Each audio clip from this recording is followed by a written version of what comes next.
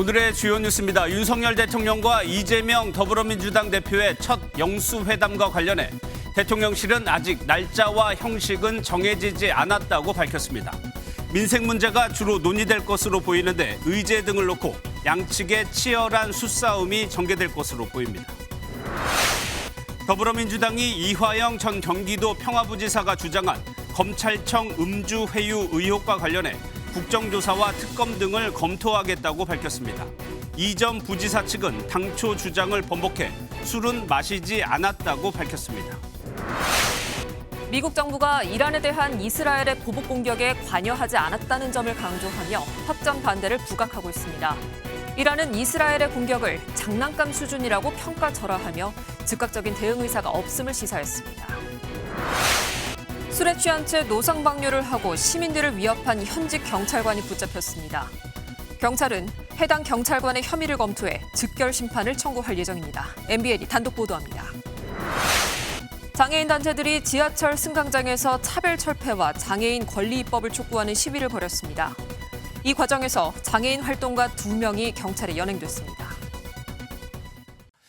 여러분 안녕하십니까. 대통령과 야당 대표가 만나기로 하면서 일단 협치의 물꼬는 트였습니다. 이제 관심은 영수회담이 얼마나 성과를 거두느냐입니다.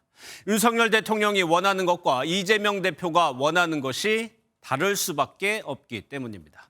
대통령의 말처럼 자주 만나 차도 마시고 식사하는 관계까지 이어지기 위해서는 첫 만남이 중요해 보입니다. 이를 위해 성결돼야 할 조건들이 많습니다. 회담 날짜도 정해야 하고 배석자 여부 등 어떤 형식을 취할지도 의전 측면에서 중요합니다. 대통령실은 회동 날짜가 이미 정해졌다는 보도가 이어지자 아직 정해진 게 없다며 신중한 모습을 보였습니다. 첫 소식은 강재묵 기자가 보도합니다. 다음 주 형편이 되면 용산에서 만나자는 윤석열 대통령의 제안에 이재명 대표는 가급적 빠른 시일 내에 만나자고 화답했습니다. 통화 5분 만에 속전속결 이뤄낸 약속이지만 세부 일정과 관련해선 아직 백지 상태입니다. 일부 언론에서는 윤 대통령과 이 대표의 회담 날짜가 이미 정해졌다 전했지만 대통령실은 사실이 아니다라며 만남의 날짜와 형식 등은 정해지지 않았다고 밝혔습니다. 민주당도 실무적 논의는 아직 시작되지 않았다고 일축했습니다. 두 분께서 통화한 이후에 제가 좀 더 새롭게 그렇게 브리핑 드릴 만한 내용은 아직은 없습니다. 형태, 형식, 의제, 시기 등등 다 조율 전에 있습니다. 급한 것은 윤 대통령이지 민주당이 아니라는 분위기도 느껴집니다. 민주당 측 관계자는 성과를 내는 것이 중요한 만큼 충분한 사전 협의가 필요하다며 서두르지 않겠다는 점을 분명히 했습니다. 일각에서는 다음 주에 만나자는 것은 최대한 빨리 보자는 다른 표현이라는 분석까지 나왔습니다. 여기에 두 사람 간 1대1 회담이냐, 누구를 배석시킬 것이냐 역시 또 다른 쟁점이 될 전망입니다. MBN 뉴스 강재묵입니다. 그래도 가장 중요한 건 의제입니다. 영수회담 테이블에 어떤 사안이 올라가고 이를 두고 어떤 이야기가 오갈지가 관심이죠. 여러 관측이 나오고 있지만 일단은 민생 문제가 우선적으로 논의될 것으로 보입니다. 서로가 민감하고 거꾸로 수 있는 사안이 어느 정도까지 포함될지도 사전에 논의될 것으로 보입니다. 이어서 정태진 기자입니다.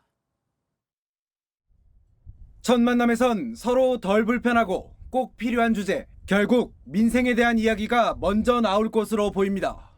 김건희 특검 같은 경우는 또 본인이 또 말할 수 없는 것이 또 부부싸움 할 수도 있지 않습니까? 그래서 이런 민감하고 민망한 부분보다는 어쨌든 민생 위주로 민생으로 큰 틀을 잡았다면 세부 주제는 국정 전반으로 넓혀질 수 있습니다.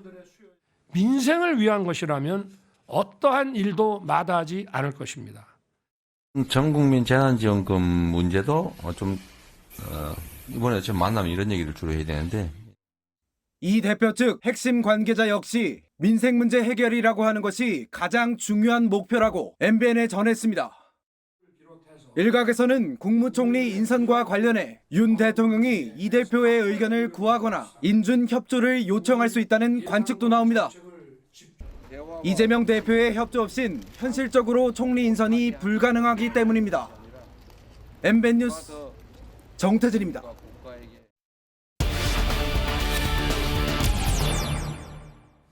첫 영수회담이니만큼 궁금한 것도 많고 해석도 다양하게 나오고 있습니다. 김도영 기자와 좀 더 깊게 살펴보도록 하겠습니다. 어서 오세요. 예, 김 기자, 먼저 가장 궁금한 것이 지금 대통령실 고위 참모직 인사들 사의 표명했단 말이에요. 그럼 준비는 누가 합니까? 네, 먼저 대통령실에서는 이관섭 비서실장이 실무적인 조율을 담당할 것으로 보입니다. 예. 이관섭 실장은 윤 대통령과 이재명 대표의 통화를 조율하기도 했었죠. 민주당은 천준호 대표 비서실장이 공식 창구입니다. 두 사람이 구체적인 의제와 만남의 방식을 두고 의견을 좁혀나갈 것으로 보입니다. 예, 앞서 리포트에서 대통령실이 시기 안 정해졌다고 얘기를 했습니다. 당장 다음 주에 만나는 거 가능할까요? 네, 실무적인 조율 기간이 길어지면 다음 주에 만나기 어려울 거란 전망도 나오고 있습니다. 만나는 것보다 중요한 건 성과겠죠. 실제로 윤 대통령이 다음 주로 제안했지만 민주당은 빠른 시일 내라고만 답했는데요. 이재명 대표 측 핵심 측근도 영수회담이 다음 주가 아닐 수도 있다고 언급했습니다. 예, 양측의 이해관계도 한번 살펴보겠습니다. 먼저 윤석열 대통령이 영수회담을 통해서 얻을 수 있는 게 뭐가 있을까요? 네, 먼저 지지율 회복이겠죠.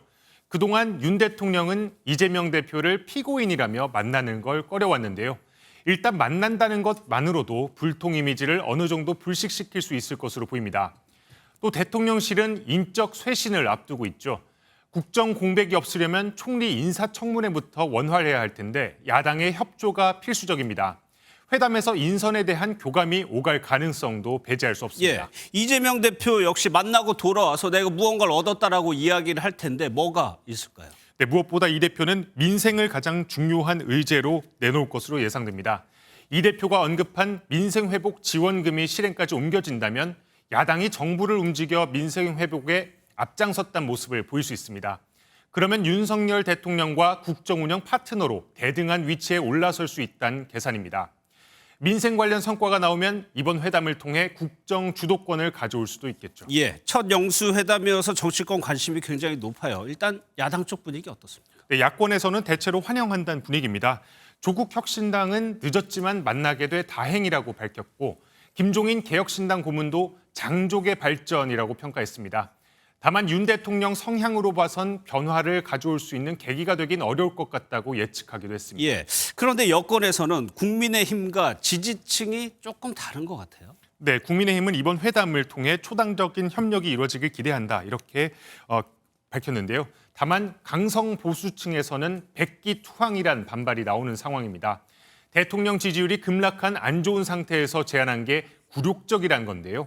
전효옥 전 새누리당 의원은 대선 승리를 안겨준 윤 대통령에 대한 고마움과 믿음이 무너지고 있다고 밝혔습니다.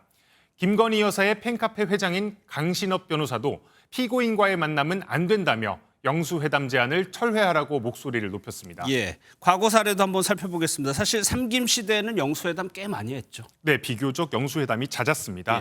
예. 특히 김대중 전 대통령 때는 이회창 당시 야당 대표와 무려 7번이나 만났습니다.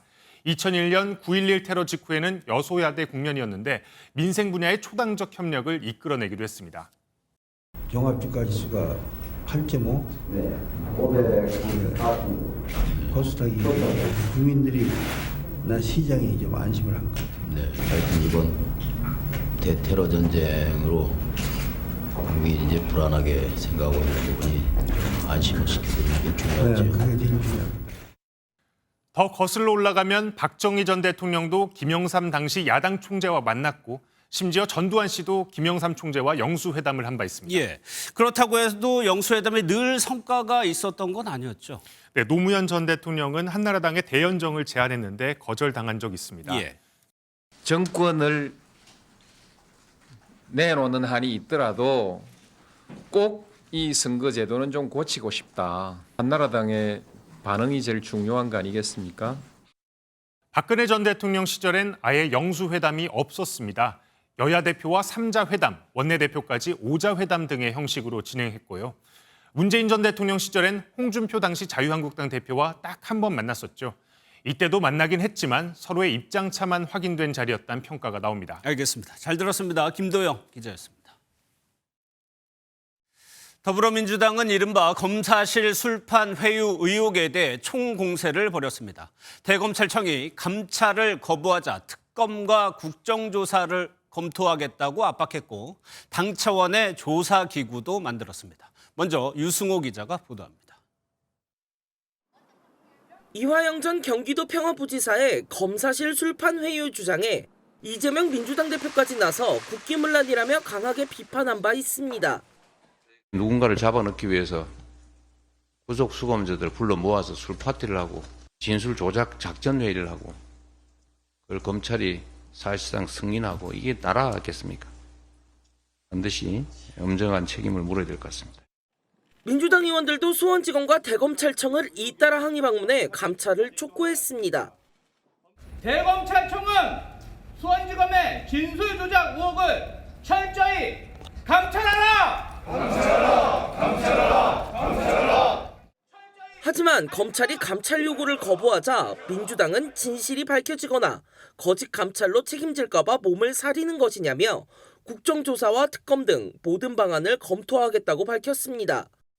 당 차원의 진상규명을 위한 정치검찰 사건조작 특별대책단도 꾸려졌습니다. 총 13명으로 구성된 특별대책단에는 이른바 대장동 변호사 5인도 모두 포함됐습니다. 한 특별대책단 관계자는 이미 관련 업무를 시작했다며 우선 검찰이 술자리를 마련한 이유와 진술 조작 여부 등을 살펴볼 것이라고 전했습니다. MBN 뉴스 유승호입니다. 민주당의 총공세와는 달리 분위기는 조금 묘하게 흐르고 있습니다. 검찰이 조목조목 반박 자료를 내고 사진을 공개한 가운데 이번에는 이화영 전 부지사 측의 주장이 바뀌었습니다. 술을 마셔 얼굴이 벌개졌다 해서 술이라서 안 마셨다고 번복했습니다. 이어서 추성남 기자입니다. 검찰의 술자리 회유 의혹은 지난해 12월 처음 제기됐습니다. 주류를 제공해서 거기서 검찰청 가서 술을 마신 거예요. 보다 못해서 교도관이 검사한테 항의하는 그런 일도 있었다고 하고요. 이화영 전 경기도 평화부지사도 지난 4일 법정에서 소주를 마셨고 얼굴이 벌개져서 진정된 다음 귀소했다며 같은 취지의 발언을 했습니다. 그런데 이 전 지사 측 김광민 변호사가 최근 한 유튜브 채널에 나와 음주 사실을 번복했습니다. 입에 갖다 댔더니 물이 아니고 술이길래 내려놨다. 그리고 더 이상 안 마셨다라고 얘기하는 걸로 봐서. 이런 가운데 이 전 지사의 전 변호인인 설주한 변호사가 현재 변호인인 김광민 변호사를 경찰에 고소했습니다. 설 변호사는 입장문을 통해 김 변호사는 제가 이 전 부지사에게 검찰 측 의도대로 진술을 하라고 했다는 허위 주장을 했다고 밝혔습니다. 음주 사실 번복에 이 전 지사 측 전현직 변호인 간 법적 공방까지 벌어지면서 민주당의 총공세와는 엇박자를 내고 있습니다. MBN 뉴스 추성남입니다. 오고 가는 언쟁 매일 여의도는 전쟁 중 Talk to me. 국회팀 안보람 기자 나와 있습니다. 어서 오세요. 예, 민주당은 국민의힘과 달리 분위기가 좀 다른데 특히 당내 선거 열기가 뜨거워요? 네, 다음 달 3일 원내대표 선거가 있고 원내 일당인 만큼 국회의장 후보도 뽑아야 하는 건데요. 물밑 경쟁이 벌써 치열합니다. 예, 그러면 두 선거 모두 민주당 현역 의원들이 뽑는 겁니까? 그렇습니다. 그렇다 보니 당내 최대 계파가 누군지가 중요합니다. 예. 총선 과정을 거치면서 민주당 주류, 친명계로 완전히 교체가 됐죠. 누가 친명이냐, 이재명 대표의 마음, 소위 말하는 명심은 어디에 있느냐가 최대 기준점이 되는 분위기더라고요. 실제로 원내대표와 의장 두 선거 판세를 취재하다 보면 그래서 이재명 대표는 누굴 지지한다더냐 이렇게 되묻는 경우가 많습니다. 예, 그러면 안 기자, 이재명 대표가 누구를 지지하는지 취재가 됩니까? 저도 궁금합니다. 예. 그런데 이 대표가 그 민주당 지지층들과 온라인 소통에 나서서 한 말 주목받고 있습니다. 예. 책임성을 좀 강화해야 될 텐데 이번에도 아마 이게 꽤 논란이 되긴 할 것 같아요. 누구를 의장으로 할 거냐. 네. 민주당에서 배출된 의장이 왜 민주당 편을 안 들고 이런 불만이 사실 상당히 좀 많았는데 그런데 그동안의 관행을 보면 국회의장은 중립적이어야 된다라고 했는데 그게 잘못됐다는 건가요? 네, 강성 지지층들 분위기가 그렇습니다. 그렇다 보니 육선 추미애 전 법무부 장관 혁신의장이 되겠다며 선명성 강조에 나서기도 했죠. 그런데 명실공히 친명계 좌장 정성호 의원이 의장 도전 의사를 밝히면서 분위기가 묘해졌습니다.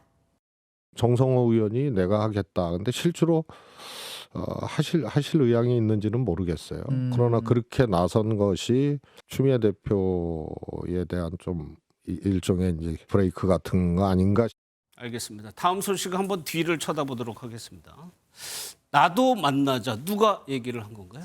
네, 조국 혁신당의 조국 대표가 한 말입니다. 예. 그 영수회담 소식에 제가 제안한 만남에 대해서도 수용하시길 촉구한다는 입장문을 낸 건데요. 창당 한 달여 만에 12석을 만들어내며 어엿한 제3당 수장이 된 조 대표. 지난 14일 이미 언제 어떤 형식이든 만나자고 제안한 바 있습니다. 예. 그런데 윤석열 대통령과 조국 대표는 어떻게 보면 상당히 악연이라고 할 수도 있는데 조 대표는 어떤 말을 하고 싶다고 그러나요? 네, 입장문 보면요. 무엇보다 윤 대통령은 최상병, 김건희 여사 특검법 등 지난 총선에서 드러난 국민적 요구에 성실하게 답하길 기대한다는 내용 들어 있습니다. 그런데 민주당 쪽 얘기를 들어보면 이번 회담에서 김건희 여사 특검법이 주요 의제로 올라올 가능성 크지 않다는 전망 많습니다. 그러니까 이 조 대표의 입장문 되레 이재명 대표에 대한 압박이 될 수 있어 보입니다. 알겠습니다. 잘 들었습니다. 안보람 기자였습니다. 네, 다음은 이스라엘과 이란의 충돌 소식 짚겠습니다. 어제 있었던 이스라엘의 이란 본토 공격을 두고서 미국은 자신들이 관여하지 않았다며 확전 반대를 강조했습니다. 어느 쪽을 비판하거나 지지하지도 않으면서 신중한 모습 보이고 있는데요. 먼저 최중락 워싱턴 특파원이 전해드립니다. 주요 7개국 G7 외교장관 회의에 참석한 토니 블링컨 미국 국무장관은 이스라엘의 이란 공격에 대한 질문에 관련성을 부인했습니다. The United States has not been involved in any offensive operations. And again, it's reflected in our statement and in our conversation. Is our work to de-escalate? 백악관도 이스라엘의 이란 공격에 대해 고도의 신중한 모습을 보였습니다. I'm going to say it now, though I know you all will certainly ask me about it, that we do not have any comment on the reports at this time. 지난 13일 이란의 이스라엘 공습대와 마찬가지로 특정 국가를 비난하거나 지지하지 않는 입장의 연장선상으로 풀이됩니다. CNN 등 미국 언론들도 이번 공격이 이스라엘과 이란이 공격 강도와 범위에서 절제하며 미국의 확전 회피 의중을 고려한 것으로 해석했습니다. 특히 이스라엘이 이란 공습 이전에 미국에 알려주는 등 준비 중인 가자지구 작전을 위해 미국을 고려했다는 분석도 제기됩니다. 미국은 이에 상응하듯 이스라엘의 10억 달러, 약 1조 4천억 원 이상의 무기 추가 지원을 준비하고 있다고 월스트리트 저널이 보도했습니다. 오스틴 미 국방장관과 갈란트 이스라엘 국방장관도 전화통화를 갖고 중동 지역 상황 관리에 들어간 것으로 전해졌습니다. 워싱턴에서 MBN 뉴스 최종락입니다. 이란은 어제 이스라엘의 공격 수준에 대해서 아이 장난감에 가까웠다며 평가절하했습니다. 허나 추가 행동이 있을 시엔 최고 수준으로 대응하겠다고 예고를 했는데요. 이로써 우려하던 확전 가능성은 낮아졌습니다만 긴장의 고삐를 풀 수 없는 상황도 여전합니다. 이어서 최희지 기자입니다. 이스라엘이 보복 공격을 감행한 이란 이스파한 공군기지의 위성 사진입니다. 폭격으로 인해 건물이 무너지거나 땅이 파이는 적 없이 깔끔합니다. 이를 공개한 미국 CNN 방송도 피해 정황이 없다고 보도했습니다. 이란은 미 NBC 방송과의 인터뷰를 통해 이번 공습은 아이들 장난감 수준이었다며 이스라엘의 공격을 평가절하했습니다. 그러면서 이스라엘이 또 다른 모험주의에 나서지 않는 한 새로운 대응을 하지 않겠다고 밝히며 즉각 대응 의지가 없음을 시사했습니다. 이를 두고 주요 외신들은 이란이 확전 자제에 무게를 실은 것이라고 해석했습니다.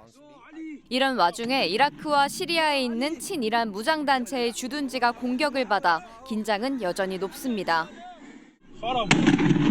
يا علي يا علي يا علي يا علي دخيلك واسع واسع واسع واسع واقف عبود انزل ورا السيارة. 이란 내무부 소식통은 이번 공격으로 1명이 숨지고 8명이 다쳤다고 전했습니다. 다만 이번 폭격이 누구의 소행인지는 아직 알려지지 않았다고 덧붙였습니다. 미국과 이스라엘은 즉각 입장을 내고 해당 공격의 연루 가능성을 부인했습니다. MBN 뉴스 최희지입니다. 미국 트럼프 전 대통령이 재판을 받던 뉴욕 법원 앞에서 한 남성이 분신을 했습니다. 이 분신 소동은 트럼프 전 대통령을 표적으로 삼은 건 아니라고 전해졌는데요. 해당 남성은 분신 직전에 반정부 음모론 전단을 뿌린 것으로 알려졌습니다. 강진우 기자입니다. 뉴욕 맨하탄 형사법원 맞은편 공원에서 한 남성이 자신의 몸에 인화성 물질로 추정되는 액체를 뿌린 뒤 불을 붙입니다. There's a guy lighting himself on fire. 불은 온몸을 휘감았고 현장으로 뛰어간 경찰관이 소화기를 뿌려보지만 불길을 잡기는 어렵습니다. It was a very, very strong fire, so there wasn't there was no way anybody could go near that. 사건이 일어난 건 현지 시각으로 어제 오후 1시 30분. 이 남성은 분신 직전 반정부 성향의 음모론과 뉴욕대학교의 잘못을 고발하는 내용의 전단을 뿌렸다고 현지 언론은 전했습니다. Just so you know, we had a lot of officers in the area. It is open to the public to still walk through the park, and so there was no security breach here at all. 이 남성은 병원으로 이송됐지만 생명이 위독한 것으로 전해졌습니다. 경찰은 남성이 뿌린 전단을 수거해 구체적인 분신, 동기 등을 확인 중입니다. 한편 법원에서는 트럼프 전 대통령이 성인 배우와의 성관계 폭로를 막기 위해 입막음으로 회사 돈을 지급한 뒤 이를 조작했다는 의혹 등으로 재판이 진행 중이었습니다. MBN 뉴스 강진우입니다. 다음은 단독 취재한 내용입니다. 술에 취해서 노상방뇨를 하고 또 지나가던 사람한테 시비를 걸고 위협을 하던 한 남성이 붙잡혔습니다. 이 남성은 시민의 안전을 지켜야 할 현직 경찰관이었습니다. 심동욱 기자입니다. 길을 지나가던 두 남성이 서로 시비가 붙더니 몸싸움을 하기 시작합니다. 서로 밀치며 멱살을 붙잡는가 하면 바닥에 넘어뜨리기까지 합니다. 싸움을 말리려 주변에서 시민들도 달려옵니다. 지나가는 사람한테 시비를 걸었나 보더라고요. 학생들한테도 시비를 걸고 한 명한테 그런 게 아니라 이 사람 저 사람 이 사람 저 사람 막 시비를 걸었어요. 시비가 붙은 남성 가운데 한 사람은 서울경찰청 기동순찰대 소속 경위였습니다. 술에 취해 이곳에서 시민들에게 시비를 걸고 난동을 부리던 A 경위는 주변 시민들과 출동한 경찰에 의해 제지됐습니다. A 경위는 시비를 말리는 시민들에게 소리를 지르는 등 불안감을 조성하는가 하면 시비가 붙기 전에는 노상방뇨까지 한 걸로 확인됐습니다. 서울 강북경찰서는 A 경위에 대해 경범죄처벌법 위반 혐의로 즉결 심판을 청구할 예정입니다. 즉결 심판은 20만 원 이하 벌금형 등 비교적 가벼운 범죄에 대해 진행되는 약식 재판입니다. MBN 뉴스 심동욱입니다. 네, 정부가 의대 증원 2,000명을 고수하던 입장에서 물러섰습니다. 어제 대학별로 증원 수를 자율적으로 조정하겠다고 밝혔죠. 이를 두고서 대한의사협회 비대위가 오늘 회의를 열고 논의를 했는데 어떤 내용이 오가는지 취재기자 연결해서 자세히 전해드리도록 하겠습니다. 자, 신용수 기자, 회의 결과 나왔습니까? 네, 결론부터 말씀드리면 현재까지 달라진 건 없습니다. 의협 비대위는 오후 5시부터 2시간가량 열린 마지막 회의에서 정부의 조정안에 대해 논의했는데요. 의협 비대위는 원점 재논의 외에는 받아들일 수 없다는 입장을 다시 한번 밝혔습니다. 근본적인 해결 방법이 아니기에 대한의사협회 비대위는 받아들일 수 없음을 명확히 합니다. 대승적 차원에서 원점 재논의라는 결단을 내려주시기 부탁드립니다. 비대위는 다음 주 열릴 예정인 대통령 직속 의료개혁 특별위원회도 참여 거부 의사를 밝혔는데요. 5월부터는 강경파인 이면택 신임 회장 임기가 시작하는 만큼 협상은 계속 먹구름이 될 전망입니다. 네, 그럼 의협은 원점 재논의 입장이고, 자 그렇다면 의대 교수들과 전공의의 반응은 나온 게 있습니까? 의대 교수들도 의협과 마찬가지로 정부 조정안을 받아들일 수 없다는 입장입니다. 전국 의대교수 비상대책위원회는 어젯밤 성명을 통해 2,000명 증원에 대한 근거가 없음을 반증한다며 25일부터 예정대로 사직이 진행될 것이라고 밝혔습니다. 또 다른 교수단체인 전국의대교수협의회도 취재진과의 통화에서 전공의들이 원점 재논의 없이는 대화에 나서지 않을 것이라며 의대교수 비대위와 같은 입장이라고 말했습니다. 한편 오늘 회의에는 박단 대한전공의협의회 회장도 참여했는데요. 회의 이후 현재 업무 개시 명령과 진료 유지 명령에 대한 소송을 준비 중이라며 정부 조정안에 대해서는 별다른 입장이 없다고 말했습니다. 지금까지 용산의협회관에서 MBN 뉴스 신용수입니다. 장애인의 날을 맞아 전국장애인 차별철폐연대 전장연을 비롯한 장애인 단체들이 서울 지하철에서 시위를 벌였습니다. 이 과정에서 전장연 활동가 2명 등 4명이 체포됐습니다. 백길종 기자입니다. 지하철 승강장이 사람들로 가득 찼습니다. 승강장 바닥에 들어 눕기까지 한 사람들도 있는데 그 위로 장애인도 시민으로 살고 싶다는 문구가 적힌 현수막이 펼쳐집니다. 오늘 오전 전국 장애인 차별철폐연대, 전장연 등으로 이루어진 공동투쟁단 100여 명이 장애인 차별 방지를 촉구하며 집회를 벌였습니다. 경찰과 서울교통공사 직원들이 활동가들의 탑승을 막아보지만 양측이 대치하는 혼잡 속에 열차가 한동안 멈춰서기도 합니다. 우리가 뭐 했다고요? 아무것도 안 돼 왜 그런 거예요 도대체? 지하철 타고 가실 거냐고. 타고 것도 마음대로 할 거예요. 결국 강제 퇴거 조치됐는데 전장연 활동가 2명은 역출구 앞 차도를 점거하려다 공무집행 방해 등의 혐의로 현행범 체포됐습니다. 어젯밤엔 4호선 해화역에서 서울장애인차별철폐연대 이규식 공동대표가 전동 휠체어로 엘리베이터를 들이받아 연행되는 등 이틀 동안 총 4명이 체포됐습니다. 어젯밤 1시간 동안 4호선이 해화역을 무정차 통과했고 오늘은 경찰이 해화역과 한성대 입구역 출입을 통제하는 등 역사 밖에서도 혼란이 이어졌습니다. 공동투쟁단은 서울 해화경찰서 앞에서 체포된 활동가들의 석방과 장애인 권리 보장법 등의 조속한 통과를 촉구했습니다. MBN 뉴스 백길종입니다. 경기도 가평에서 일어났던 이른바 계곡살인의 피의자 이은혜는 지난해 무기징역이 확정됐죠. 남편을 계곡에서 뛰어내리게 거액의 보험금을 타내려는 범죄였습니다. 그런데 혼인 자체가 무효라는 법원의 판결이 나왔습니다. 일방적인 착취관계였다는 판단입니다. 노승환 기자가 보도합니다. 2022년 5월 경찰에 자수하면서도 이은혜는 남편의 사망보험금을 타려고 소송 중이었습니다. 보험금을 노리고 그렇게 하신 건가요? 남편이 계곡에서 숨진 2019년 보험금 8억 원 지급이 거절됐기 때문입니다. 하지만 지난해 9월 이 씨는 소송에서도 져 결국 실패했습니다. 보험금의 전제였던 이 씨의 혼인마저 최근 무효로 판결났습니다. 숨진 남편의 유족이 2년 전 낸 혼인 무효 소송에 대해 인천가정법원이 유족의 손을 들었습니다. 재판부는 이 씨가 실질적인 결혼 생활에 뜻이 없었고 오랫동안 남편을 일방적으로 착취하는 관계였다고 설명했습니다. 유족은 고인의 명예가 조금이나마 회복돼 다행이라고 밝혔습니다. 결혼해서 행복하게 살 거라고 생각을 했지만 전혀 그렇지 않았고 이게 거의 사기 결혼에 살인 사건까지 하늘에서 조금 마음 편히. 이 씨는 지난해 9월 대법원에서 무기징역이, 공범 조현수는 징역 30년이 확정돼 수감 중입니다. MBN 뉴스 노승환입니다.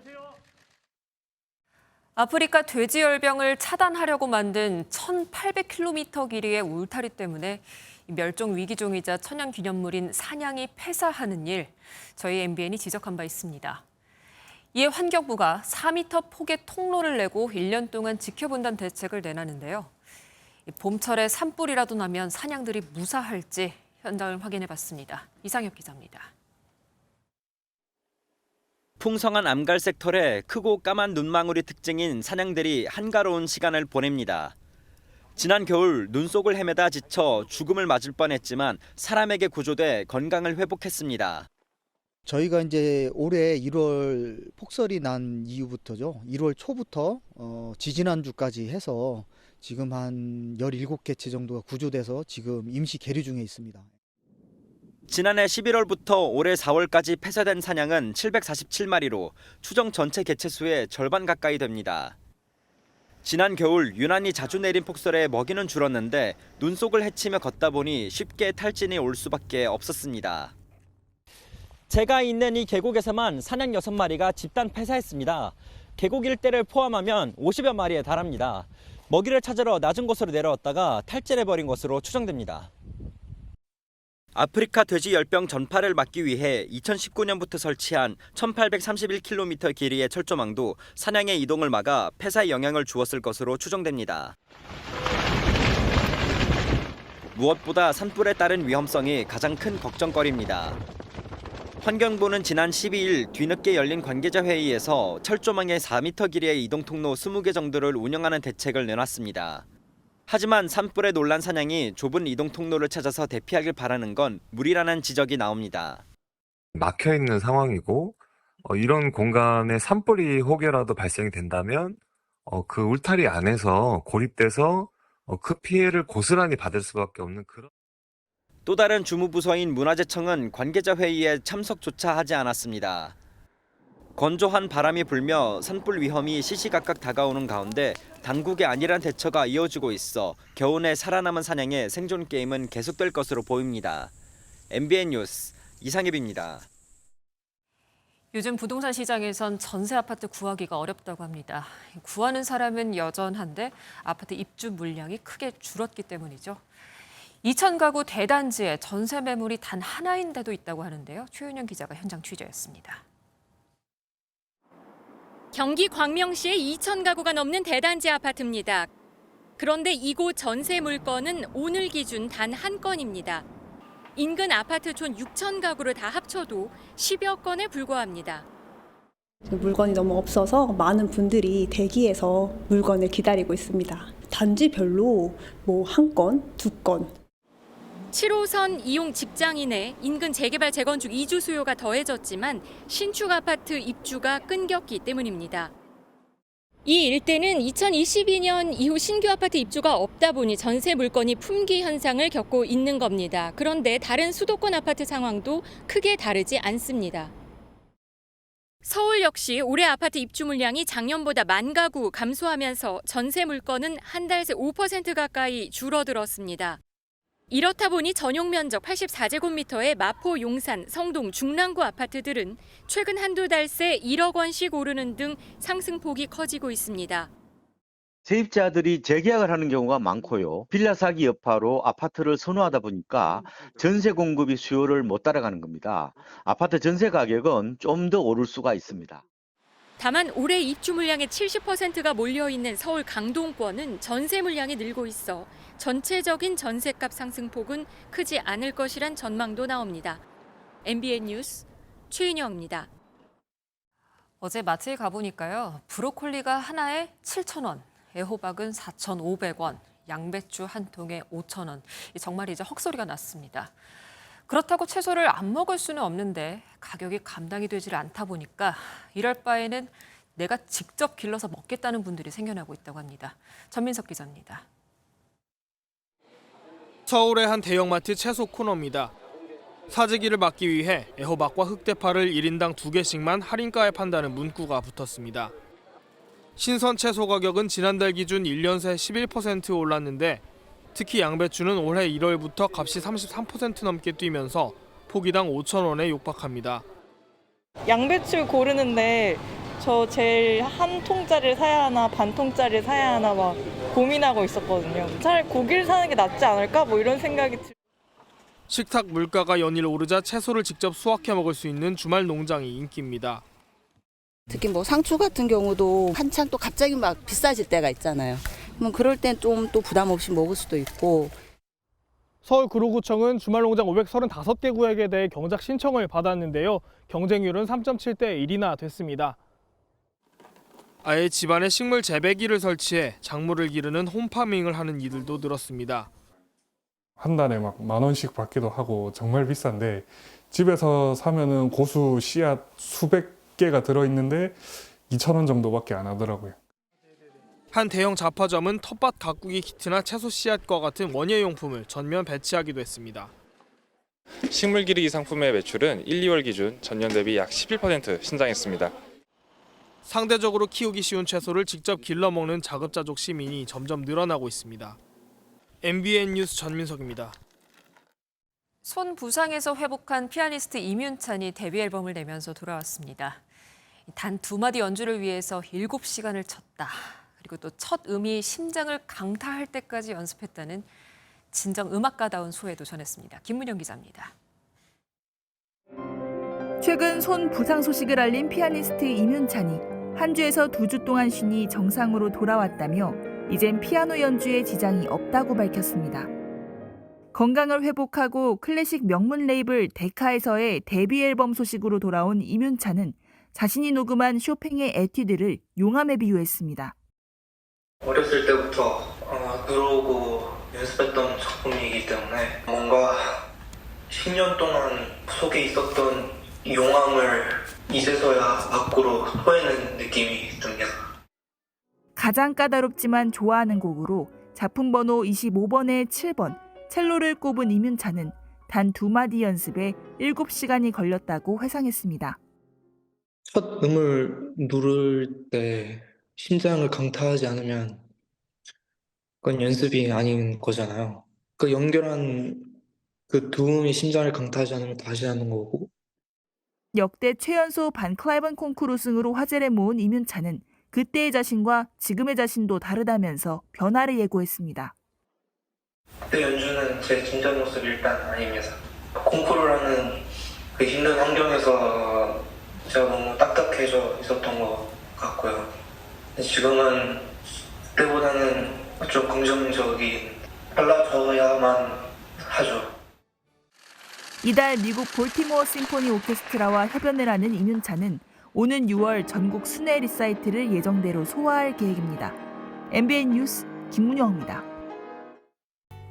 주말인 오늘 전국 대부분 지역에 비가 내리고 있습니다. 이 비는 오늘 밤 수도권부터 그치기 시작해 새벽이면 대부분 잦아들겠습니다.